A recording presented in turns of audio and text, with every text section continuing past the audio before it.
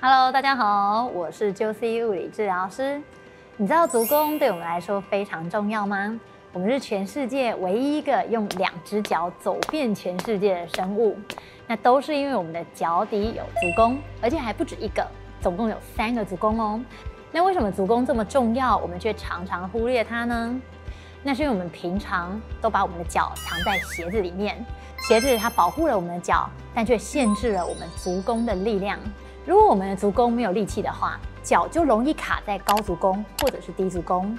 如果卡在高足弓，那就容易让我们的脚出现 O 型腿，或者是足踝外侧疼痛。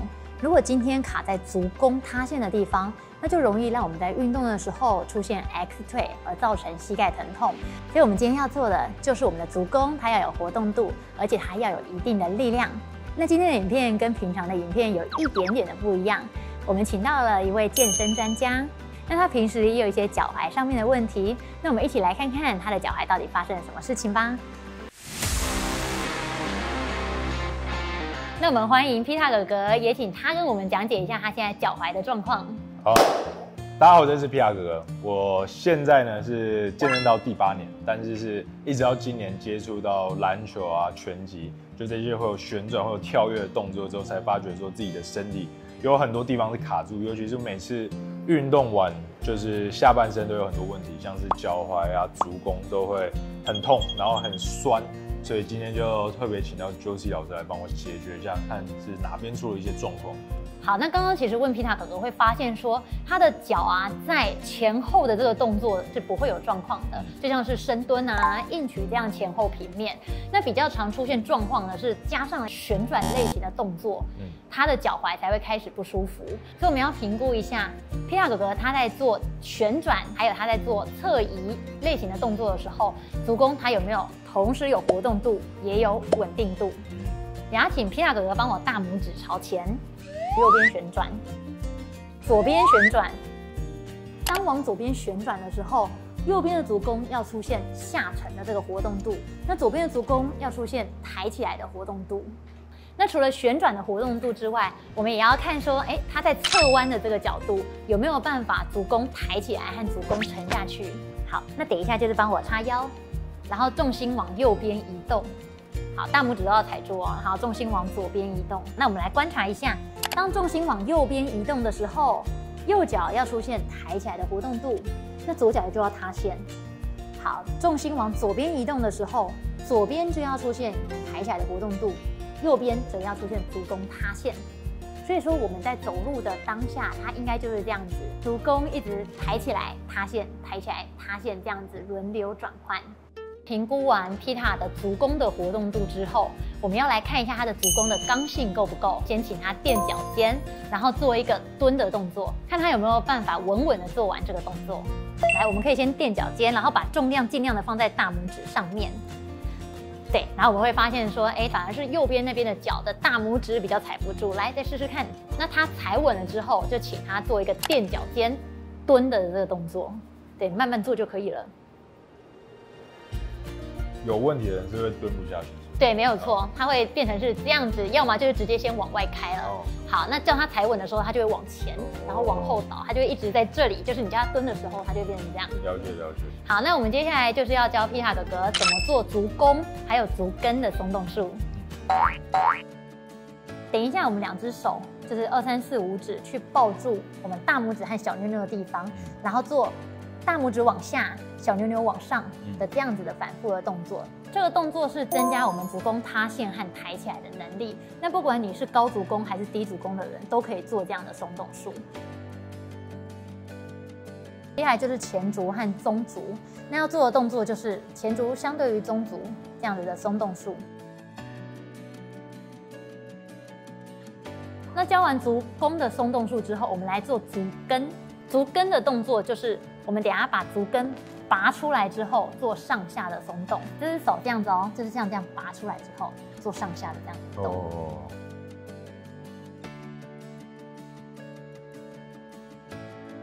好，那我们接下来要做的训练是缩足训练，训练足弓。那等一下帮我大拇指就是稳稳的踩在地板上。那我们要做一个大拇指的这个点往脚跟的这个点靠近的动作。缩到到底之后停3秒，2、3，然后再慢慢的推出来。那想要知道自己的足弓有没有收缩的话，也可以用另外一只手，就是摸这边有没有变硬。有哦，有哦，它就会比你放松的时候还要硬，这样就是你有好好的去做出那个动作了。好，那接下来的训练，我们要训练的是我们的脚手打开的能力。大拇指先打开，踩下去，小妞妞再打开，然后踩下去。接下来2、3指再慢慢的踩下去。好，那我们大概做个6次。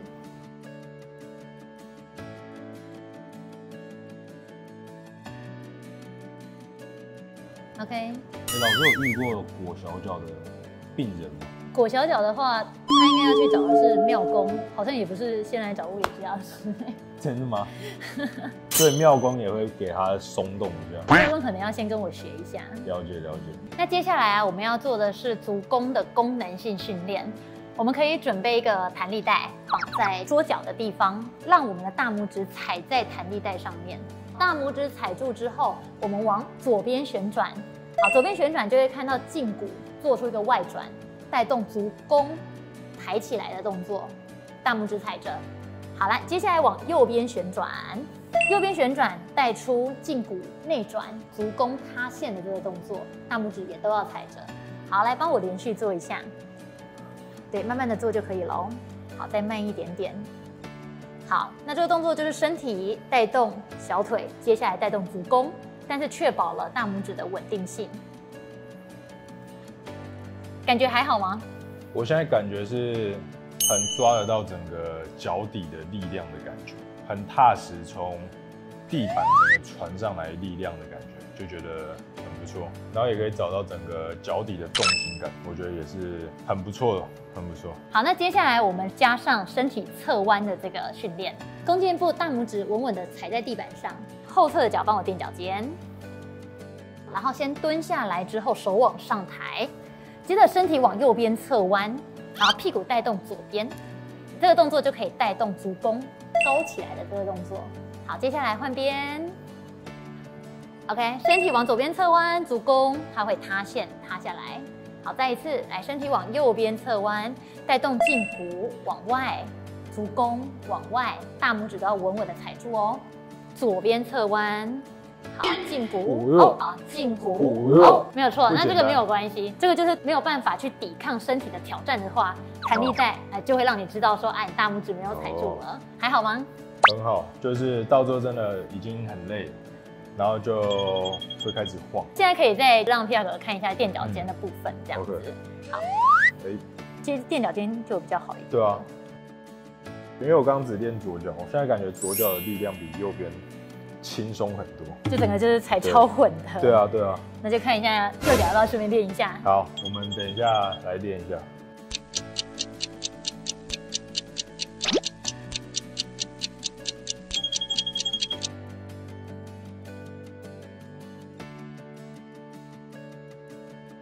就等大拇指的力道有比较好，对，力从地起了，力从地起，所以这些也都是可以当我打球之前的暖身，对，没有小暖一下，没有错，没有错，哇，太棒了。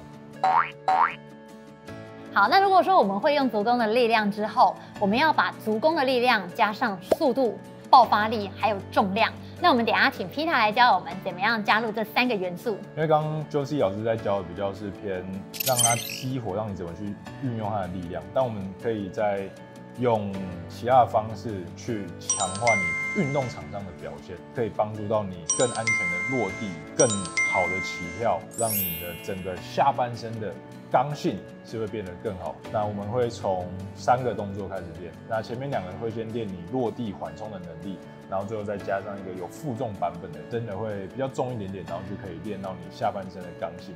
因为一般的重量训练就是传统的那种，其实没办法太去练到刚性的部分，所以我们必须要靠这种增强式、爆发式的训练，会比较有效一点。那我们第一个呢，就先练落地。脚的话，先跟骨盆同宽，朝前或微打开都可以，手举高，然后我们模拟一个跳起来之后下降落地的感觉。那落地之后应该会回到4分之一蹲运动员姿势，然后你的脚尖跟你的膝盖会跟一开始的角度会是差不多的。我可以试试看。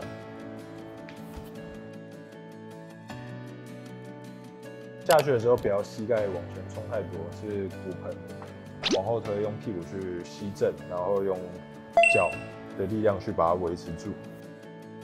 好，那我们可以试试看单脚的，单脚比较困难一点点。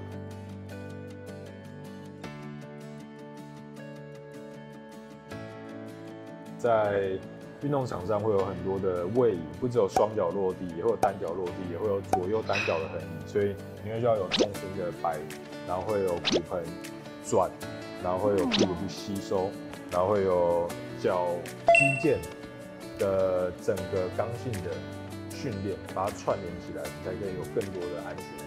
刚刚呢主要是练落地下来吸收缓冲的能力，我们接下来会练冲上去，然后再落下。吸收更多冲击的训练，那我们就会练到冲杠，就是我要加重量。对。好 ，OK， 这就比较有趣一点点。它其实跟深蹲是一样的基础，只是一般蹲下去、蹲上来是这样，但我们起来之后越快越好，然后尽量让我们的杠子是可以冲离我们的身体，然后再落在我们的斜方上面。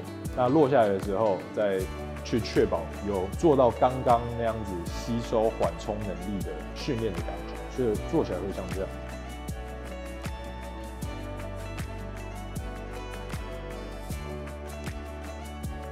那我缓冲的时候也是回到你刚刚说的4分之一，对。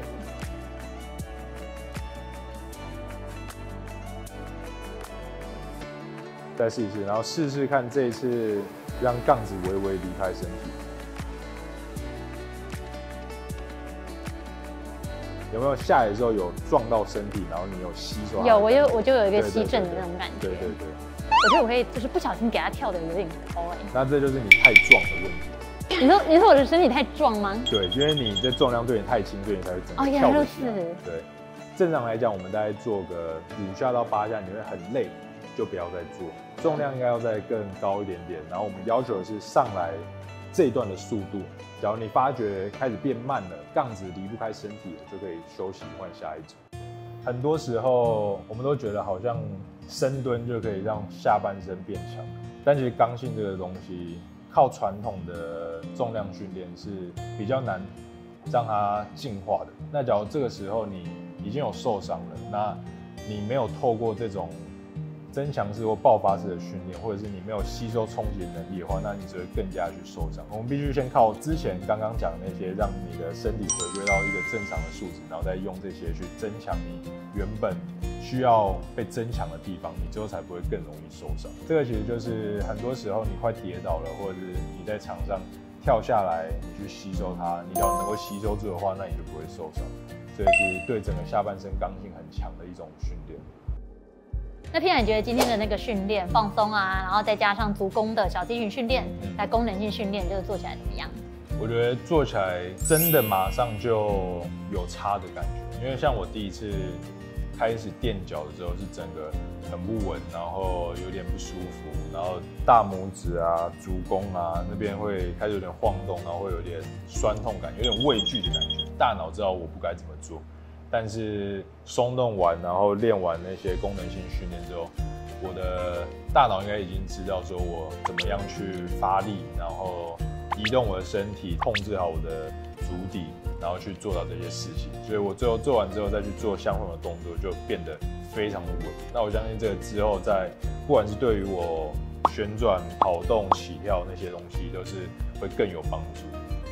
那其实我们今天就做了蛮多足弓的训练的，所以说做完之后，就是Peter你可以就是回去踩一下球，就是做一下足弓的放松。哦，没问题。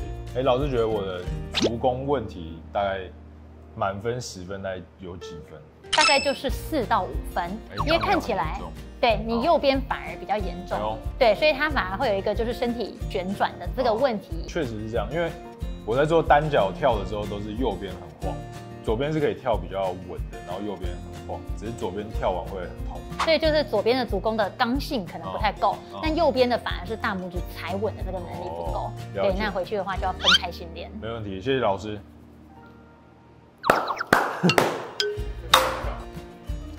这次推出的线上课程，除了针对一般人常见的体态问题外，对于很多健身族群常遇到的问题，都能透过完整的评估和动作训练来改善。让你不再受酸痛还有疼痛所扰。那我在 Pita 的频道里面也有针对骨盆前倾、肱骨前移，还有足弓塌陷这3个体态，教大家要如何做改善。那有兴趣的朋友一定要到 Pita 的频道里面看哦。谢谢大家，大家拜拜。